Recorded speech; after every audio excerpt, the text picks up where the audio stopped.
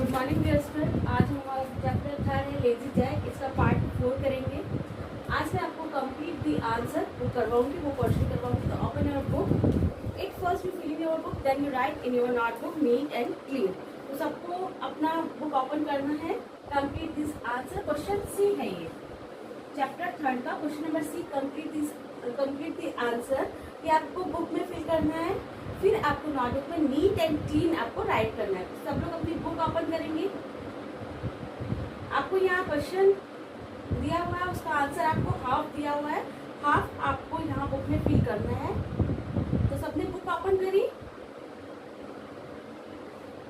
Question number first है हमारा, why did Jack's mother say that she would turn him out of the house.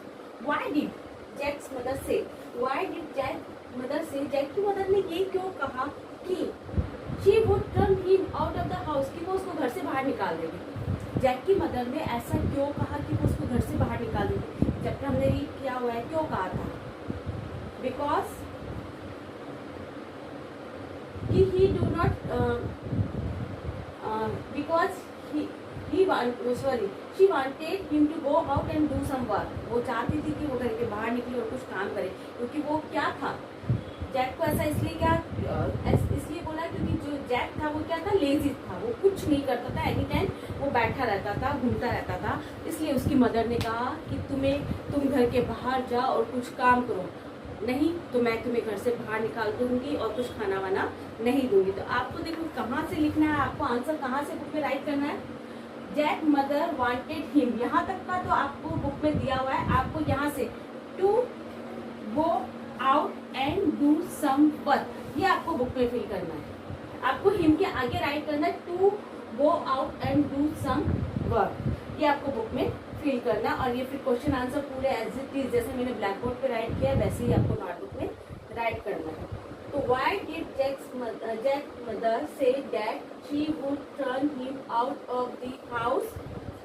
Jack's mother wanted him to go out and do some work. Jack की mother चाहती थी कि वो घर के बाहर जाए और कुछ काम करे, इसलिए उसने उसको कहा था कि अगर तुमने कुछ नहीं किया तो मैं तुम्हें घर से बाहर निकाल दूंगी। क्वेश्चन नंबर सेकंड है, why did Jack carry the cream cheese on his head. Jack ने क्रीम चीज को अपने सिर पे कैरी क्यों किया। कैरी मीन्स होता है ले जाना। तो जैक ने क्रीम चीज को अपने सिर पे कैरी क्यों किया। Jack's mother told him to carry the jug of milk on his head, क्योंकि उसकी मम्मा ने कहा था कि तुम्हें जग को अपने हेड पे कैरी करके लेकर आना चाहिए था। जो मिल्क का जो जग था, जो काऊ हर्ड ने उसको दिया था, वो कैसे लेके गया था, अपने पॉकेट में डाल के लेके गया था। जब वो जग को पॉकेट में डाल के लेके जाता है मिल्क के, तो उसकी मम्मा कहती है तुम्हें इस जग को, जो मिल्क का जो जग है, उसको अपने हेड पे कैरी करके लेके आना चाहिए था। इसलिए उसने अपनी मम्मा के वर्ड्स को याद रखा और उसने क्या किया, वो जग का जो क्रीम चीज थी उसको अपने हेड पे लेके वो अपने घर गया। और जब वो घर लेके जाता है क्रीम चीज, क्या वो घर पहुंच जाता है क्रीम चीज को लेके? नहीं। क्या होता है, क्रीम चीज उसके हेड से मैल होकर उसके चिक पे, उसके हेयर पे सारी फैल जाती है। तो क्वेश्चन नंबर सेकंड है, why did Jack carry the cream cheese on his head. Jack mother told him to carry the jug of milk on his head. जो मैंने अंडरलाइन किया वही आपको ना बुक में फिल करना है।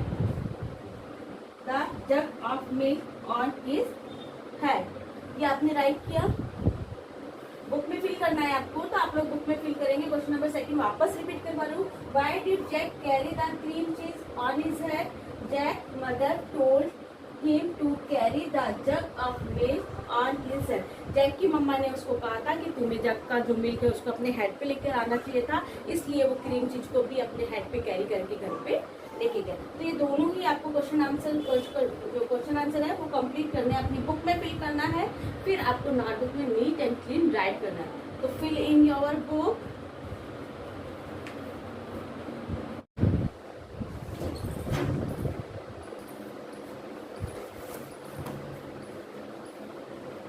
क्वेश्चन नंबर 3 है हमारा, why did the dogs run after Jack.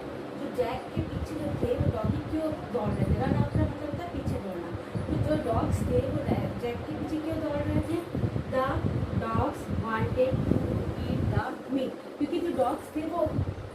Meet था उसको खाना चाहते थे, उसको लेके खाना चाहते थे। आपने देखा होगा जो जैक होता है वो मीट के पीस को ड्रैग करता हुआ अपने घर लेके जाता है।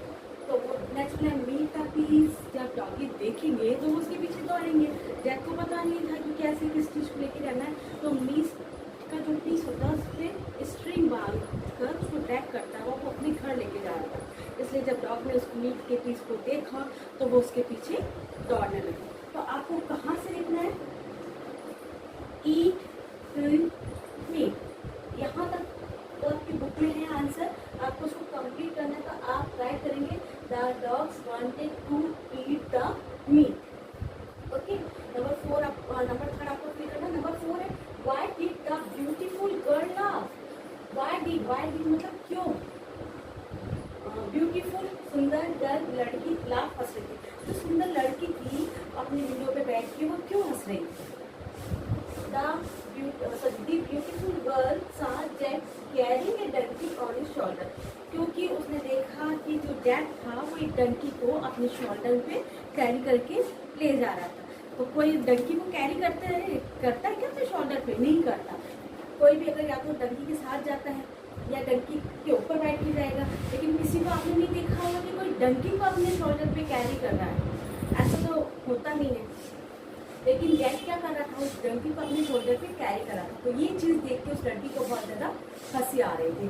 तो इसका आंसर होगा the beautiful girl saw Jack carrying a donkey on his shoulder. Question number 4 में आपको डंकी ऑन हिज शोल्डर ये आपको बुक में फिल करना है। Now repeat again, why did the dog run after Jack? The dogs wanted to eat the meat. Question number 4, why did the beautiful girl laugh? The beautiful girl saw Jack carrying a donkey on his shoulder।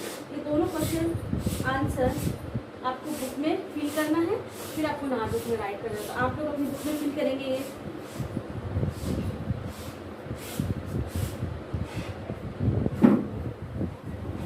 Question number 5 है why do you think Jack stopped doing silly things?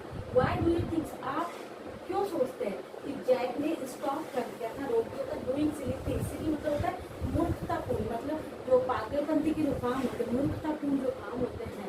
आपने chapter read किया हम लोगों ने, तो हमने read किया कि जैक कैसे अपनी थिंग्स को कैसे घर पे लेके जाता था, है ना, और कुछ नहीं करता था। जब उसकी मम्मा ने स्ट्रिक्टली उसको वर्क करने के लिए कहा कि तुम अगर वर्क नहीं करती तो मैं तुम्हें घर से बाहर निकाल दूँगी और खाना नहीं दूँगी, तो वो किस तरह लोगों के पास जाके वर्क करता है और के द्वारा दी गई चीज़ों को किस तरह लेकर आता है।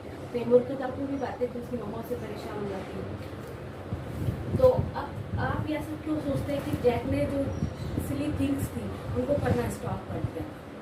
अंत में क्या होता है, इस चैप्टर के एंड में क्या होता है, हमने रीड किया क्या होता है बता दूँ। Jack stop doing silly things because he was very happy, क्योंकि वो बहुत खुश था। He married the young girl, उसने उस लड़की से शादी कर ली। Who now couldn't stop talking, जो अब बिल्कुल भी चुप नहीं रहती थी। जब जैक कैरिंग कर रहा था एक डंकी को, तो एक ब्यूटीफुल गर्ल उसको देख के लाफिंग करती है, जो कि आज तक पहले कभी नहीं हंसी थी। वो गर्ल डीप एंड डम थी, मतलब घूंटी बह रही थी। डॉक्टर ने उसको कहा था जब तक ये हंसेगी नहीं तब तक ये कुछ भी नहीं बोलेगी। तो उस लड़की जो लड़की थी, जो डीप एंड डम जो लड़की थी, वो उसकी हरकतों को देख के हंसती है और उसने बोलना स्टार्ट कर देती है। वो तो उसके पेरेंट्स बहुत खुश हो जाते हैं और वो उससे शादी करवा देते हैं। और जो लड़की के पेरेंट्स थे वो बहुत रिच थे।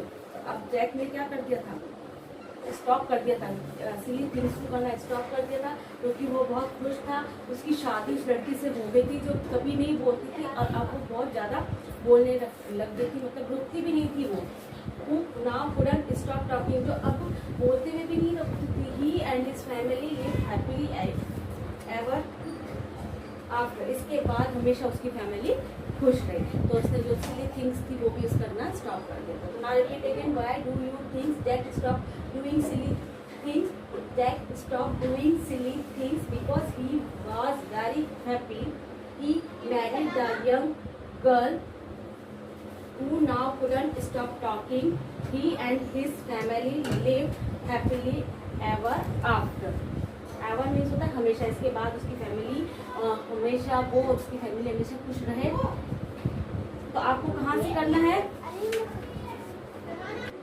तो आपको बुक में कहाँ से फिल करना है, happy he married the young girl who now couldn't stop talking, he and his family lived happily ever after। ये आपको बुक में फिल करना है, ठीक है। हैप्पी से you fill in your book, happy he married the young girl who now couldn't stop talking, he and his family lived happily ever after। ये आपको बुक में फिल करना है। जो मैंने क्वेश्चन आंसर आपको करना है, कंप्लीट द आंसर, ये आपको नोटबुक में नीट एंड क्लीन राइट करना है। अभी आपने बुक में फिल किया, अब आपको नोटबुक में नीट एंड क्लीन आपको राइट करना है। पूरे क्वेश्चन आंसर जैसे मैंने ब्लैक बोर्ड पे राइट किया वैसे ही आपको बुक में सॉरी नोटबुक में राइट करना है। नेक्स्ट क्लास जब हमारी होगी तब हम इस नेक्स्ट चैप्टर जो हमारा 4 द ब्रेव लिटिल काइट वो करेंगे, स्टार्ट करेंगे। तो चैप्टर 3 हमारा कंप्लीट हो चुका है और चैप्टर 3 तक आपका वर्क कंप्लीट होना चाहिए, और चैप्टर 3 तक वर्क भी कंप्लीट होना चाहिए, आपको लर्न भी होना चाहिए। नेक्स्ट क्लास में हम लोग चैप्टर 4 हमारा जो है वो स्टार्ट करेंगे। Thank you.